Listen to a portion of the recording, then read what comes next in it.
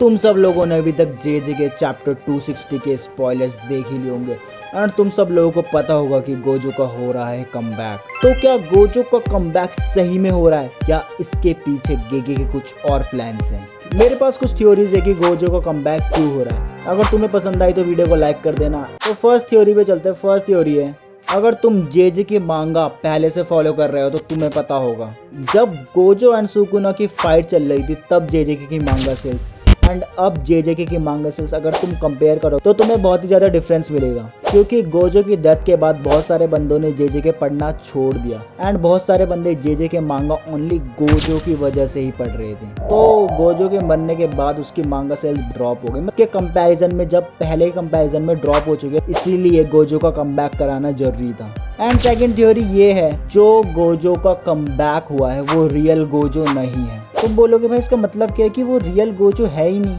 अगर तुम जे के मांगा एनीमे भी फॉलो कर रहे हो तो तुम्हें पता होगा कि जे का मेन एंटागनिस्ट कौन है। एंड तुमने लास्ट पैनल भी देखा होगा भाई कि गोजो का पूरा फॉरहेड जो है छुपा हुआ है उसके हेयर से।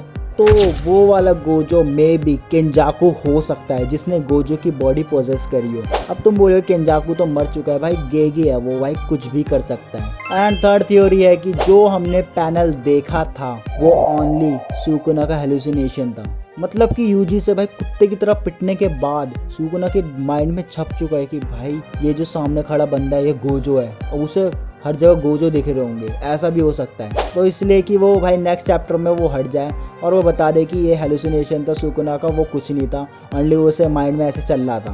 और लास्ट थ्योरी है कि गोजो का सही में कमबैक हुआ है एंड गोजो यहाँ पे सुकुना से फाइट करने के लिए नहीं आया, वो सिंपली यूजी को पावर्स प्रोवाइड कराने हैं अपनी तरफ से, जिससे कि यूजी जे का एंड जल्दी से जल्दी कर सके। क्योंकि हमें पता है जे को इस साल तक एंड होना है, तो यहाँ पे गेगे थोड़े बहुत चैप्टर खींच के जे को इस साल तक एंड कर देगा, तो ये भी हो सकता है। तो तुम बताओ तुम्हारे अकॉर्डिंग क्या हो सकता है, कमेंट कर देना।